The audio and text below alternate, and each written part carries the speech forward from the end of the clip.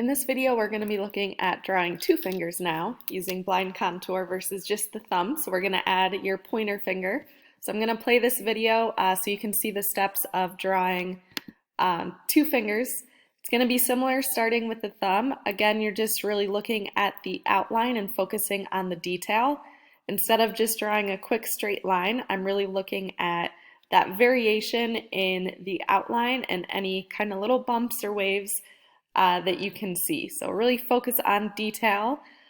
Try to draw your two fingers either the same size or larger than actual size so that you can really focus on that detail and enlarge it a little bit. Remember that it's not the end result that counts, but it's the practice and observation building up into your final contour drawing.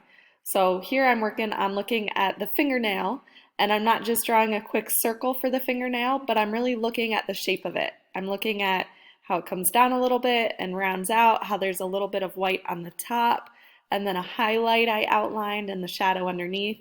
So really look for every little detail that you can pick up on and just continue adding to your drawing more and more.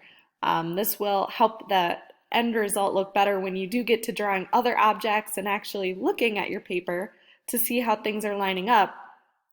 It's really forcing you to start looking at extra detail and taking things a little bit further than just guessing at what's actually there. You're seeing it and you're drawing what's directly in front of you.